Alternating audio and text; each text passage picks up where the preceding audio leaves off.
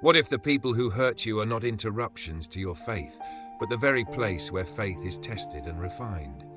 What if Jesus' hardest command is also the one that can finally set your heart free? Love for enemies is one of the most challenging teachings Jesus ever gave. It sounds beautiful when spoken gently from a pulpit, but painfully difficult when lived out in real life. Loving those who oppose us, betray us, mock us, or intentionally cause us harm goes against every natural instinct we have. Our hearts want justice, defense, distance, or even revenge. Yet Jesus looks directly into the wounded places of the human heart and says something radical, something unsettling, something that still echoes today. Love your enemies, bless those who curse you, pray for those who mistreat you. This teaching was not spoken in a peaceful, comfortable environment.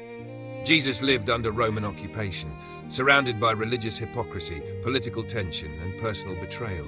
He knew rejection, he knew false accusations, he knew what it felt like to be hated without cause.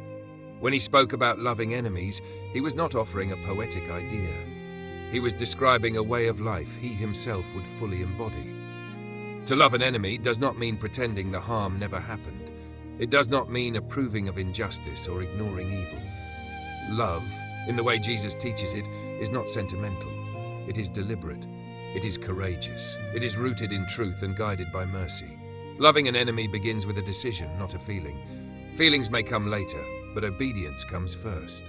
Jesus does not ask us to feel affection for those who hurt us. He asks us to act in love. This love shows itself in restraint instead of retaliation, in prayer instead of bitterness, in hope instead of hatred. It is love that refuses to let another person's sin define our own response. Praying for those who hate us may be even harder than loving them. When someone wounds us deeply, prayer feels unnatural. Our thoughts are filled with anger, grief, and confusion. Yet prayer is where transformation begins. When we bring our enemies before God, we place them into His hands rather than carrying them as a burden in our hearts. Prayer shifts the weight from our soul to God's justice and mercy. In prayer, something unexpected often happens. At first, we may pray with clenched teeth, asking God simply to deal with the situation. But over time, prayer softens the sharp edges of our pain. We begin to see our enemies not just as threats, but as broken people in need of grace, just as we are. This does not excuse their actions, but it changes how we carry the wound. Jesus teaches that loving enemies reflects the very character of God. God causes the sun to rise on both the evil and the good. His mercy is not selective. When we love only those who love us, we do nothing extraordinary. But when we love those who oppose us, we reflect a divine love that goes beyond human limits. This kind of love protects our hearts from being consumed by hatred. Hatred feels powerful, but it slowly poisons the soul. It keeps wounds open. It ties us emotionally to the person who hurt us. Loving an enemy, on the other hand, breaks that chain. It does not change the past, but it transforms the future. Many people fear that loving enemies means becoming vulnerable or weak. Jesus shows the opposite. He loved his enemies while standing firmly in truth. He confronted hypocrisy. He spoke against injustice, yet he did not allow anger to rule his spirit.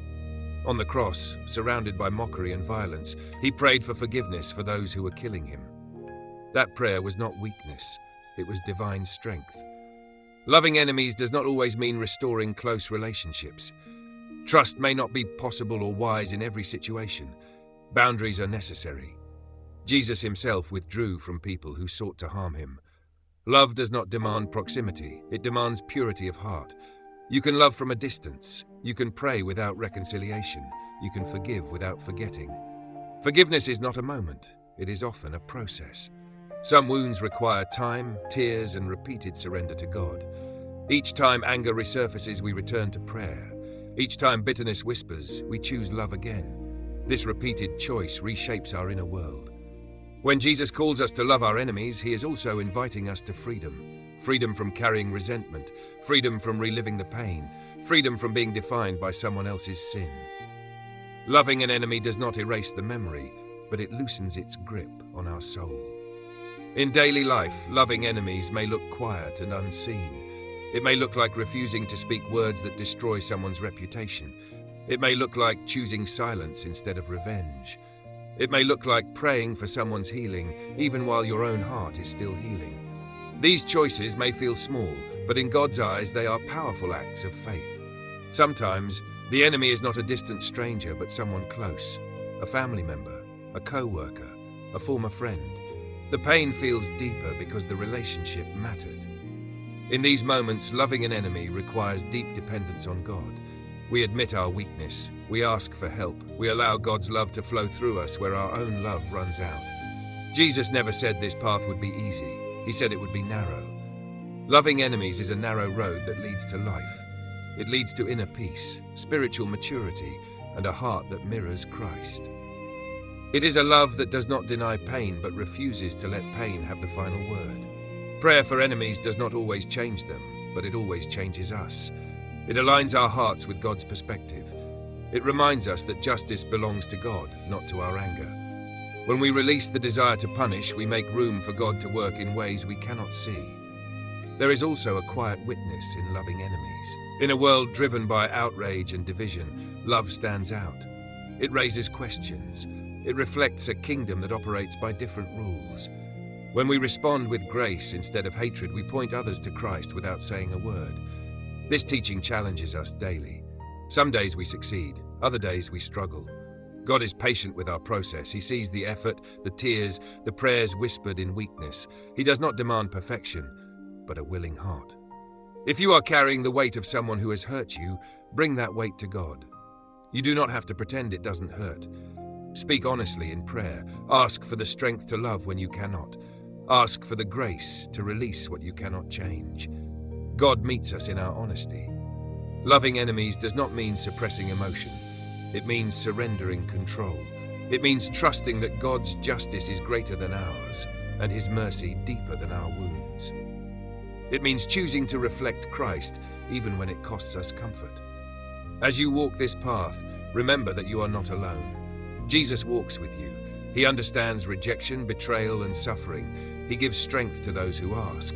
His love flows through willing hearts, transforming pain into compassion and wounds into wisdom. In the end, loving enemies is not about them. It is about who we become in Christ. It shapes our character. It deepens our faith. It frees our hearts to love without chains. Thank you for watching this video on Holy Path Insights. If this message spoke to your heart, please like the video, share it with someone who may need encouragement, and follow the channel for more reflections that guide your faith journey. May God give you the strength to love, to pray, and to walk the holy path with grace and peace.